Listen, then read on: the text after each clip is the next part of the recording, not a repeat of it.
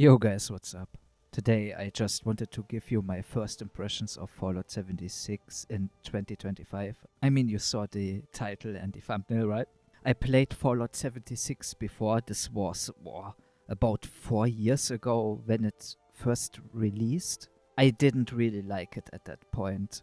It was extremely buggy. There were no NPCs or really quests. There was some quests, the main story quest with some breadcrumbs, but I have to say, since then, they really changed a lot. Now you have plenty of quests. There are also plenty of events going pretty much all the time for different level brackets, like end game stuff level 50 or lower level stuff. There's something for everyone. Throughout the map there are also these stations, these workshops you can actually conquer. While doing so, you will be able to be attacked by other players though. Usually the other people on the server will leave you alone because they are like level 500 or something like this. The cool thing is, if you conquer such a workshop, there will be events for everyone. Pretty much everyone can participate and then get some rewards. It's really cool. Like I mentioned before, there are a lot of quests, like a ton of side quests. Sometimes you trigger quests by listening to a holotape or even reading through a document, or while you are on a terminal and read through files there. You will also be asked at the beginning of the game if you want to actually boost your character. I didn't use that boost because I wanted to start from scratch and see how much changed and how the feeling is. So far, I am about 26 hours in. I really enjoyed my journey so far. This is really like a newer Fallout game, like, from Fallout 3 onwards. The writing is a hit or miss sometimes, same with the voice acting, but pretty much every NPC is fully voice acted, every line they speak. So I find that really enjoyable. I like the storytelling in general from the Fallout games, even though sometimes it's not really that deep, but hey, I really don't mind it. I find that enjoyable. Comforting. Moo. Moo. Moo. Great, isn't she? I got her for a steal because the military took all her guns when they retired her. She's the pack ox forklift hybrid I never knew I wanted. I never would have been able to haul all this stuff up here without her, let alone build this place up. Was Saul's idea to paint her, upgrade her voice module to something more fitting her role. The core gameplay mechanic and loop is pretty much of a looter shooter and dungeon crawler. You will loot a lot of trash. I don't know why, but I really enjoy looting trash. It's a lot of fun, and then you can dismantle that, and then you can build armor, weapons, and even your base with that. I will tell you about this a little bit later. What I didn't like so far is the in-game settings. I mean, they are passable, they are functional, but a lot of the stuff you can't actually turn off. For example, depth of field. I have this all lowered down to the minimum, but you can't really turn this off. You will still notice a small amount of depth of field, and for me, I have issues sometimes where there's too much clutter or colors and different geometry on the screen. It all gets a mess for me. While playing, I sometimes have this, but my eyes got used to it, but it's really cluttered. I don't know what exactly that is, but it would be amazing if you actually could fine-tune that a little bit more. You don't even have a VSync or an FPS setting whatsoever. That is a bit unfortunate. It's not really game-breaking, but it would be cool if there could be some more tweakable options. That is something I wished would be a little bit better. The performance, like I mentioned before, with the in-game settings is passable. I don't have the newest PC, but my PC is still pretty good. And even then you have some smaller lag spikes, like FPS stutters and stuff like that. You really can feel that. I think it's because of that engine they are using. It's a really old engine from what I heard. That's a bit of a shame. usually you shouldn't have really a problem. I mentioned before that they have base building. You pretty much can build wherever you want besides some standard rules in games like this. I have to say, I got used to the building UI and how you build, but it's really bad. It's counterintuitive. It is really, really clunky. You have to go through so many steps. You have to press Z and C on the keyboard to move through the different tabs, and the mouse is only there to turn the different crafting tables and walls and whatever you want to build, which is really strange at first. You will get used to it, but it's really clunky, unintuitive, and quite frankly, a little bit too complicated. I think if they would clean that up, that UI, maybe look towards other games where you have base building. For example, Once Human has a nice base builder. Of course, they have also some issues, but I find that far better than this mess. But yeah, you can build your own stuff, which is also necessary from the story point of view. And you have a fast travel point. You can also build another camp, and then you can activate which one you want as fast travel point. You also sometimes have NPCs try to raid your base.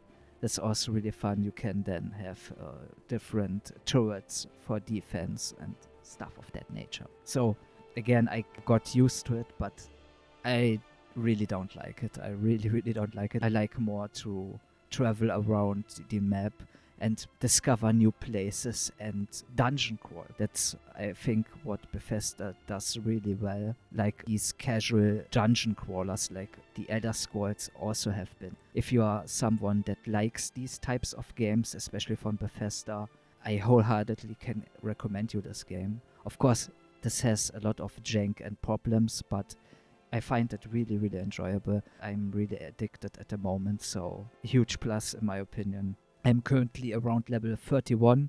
I still have a lot of things to do, and some of the main quests I have to catch up.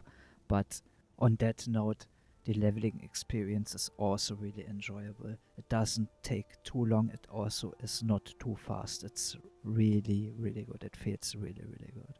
On that topic, when you level up, you will receive an attribute point like it's usual in the Fallout games. The attributes are called special.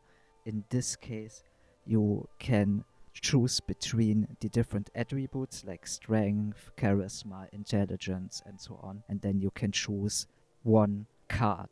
And the cards have different boni and things they actually do. You can stack these effects. You can even level up these cards. They will require then more open attribute points in that selected field. Every 5 levels you get also a separate booster pack you can open, and then you can also add this to your stats if you have stat points available.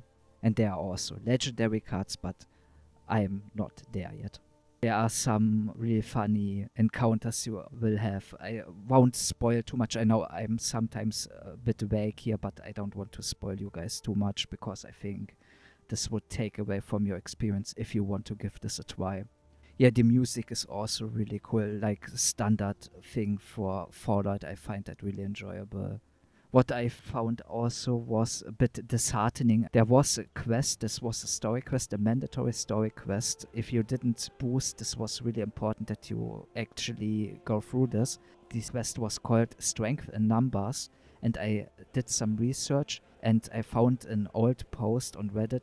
It seems like that this quest is bugged for 4 years now, that people have issues getting through a door where you have to use an ID card, but the ID card reader is not interactable. It doesn't do anything. I find that really a shame because I got so frustrated. I almost wanted to quit, but I pushed through. I did some research and it looks like you have to bug your way through the door. That you can even do this is a bit interesting because I would assume you can do this pretty much on every door. Maybe not, but yeah, it was really interesting. I really didn't like that. I think if they want to have more new players, they would certainly need to make sure that they have the early quests and the main story quests in general bug-free.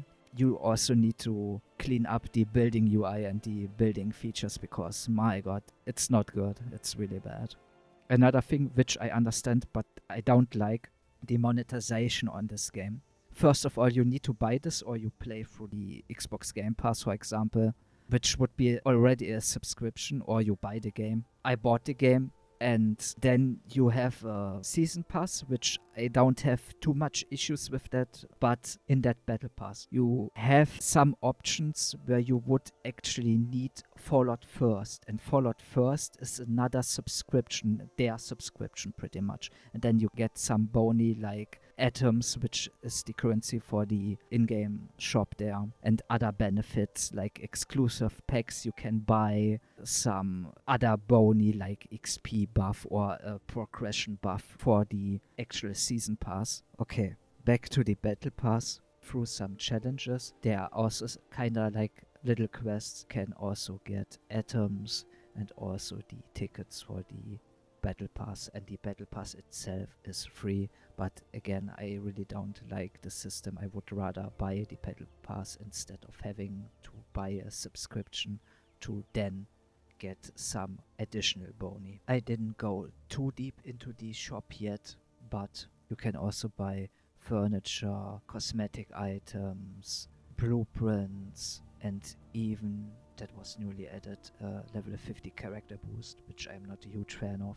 I think in this game, especially if you do this the first time, don't boost, go from level 1 onward and actually take in the story and the world, and I think you will have a much better time instead of just boosting. That is just my opinion there. I also understand they want to make money, right? So give or take there, but yeah, just something to bear in mind. There is a lot to do. There's a lot of charm in here. This is a full-blown Fallout game now. Like I mentioned before, you can have I really enjoyed counter in this video. I really, really enjoyed my time so far. At some point I will do a review, but this will take some time where I will go into more things, especially the item shop and other features of the game, because there's a lot. This is pretty much a smaller MMO, so you have these MMO mechanics in there as well. When the time is ripe, I will let you know, of course. But yeah, these were my first impressions. I know maybe a bit too surface level. Again, I am 25 hours in. I just wanted to talk about this game because I think there's a lot of charm here. I think there's an actually good game here, and I like to spread the word, especially if I enjoyed my time, right? What do you think about Fallout 76? Let me know in the comments. Are you a veteran player? Are you someone who is interested in the game but didn't know if they want to give it a try? Just let me know in the comments, guys. And having said that, have a nice day and stay safe out there. Bye bye, guys. Have a good one. I hope you enjoyed the video. Have a nice day, guys. Stay safe out there. Vincent out. Bye bye.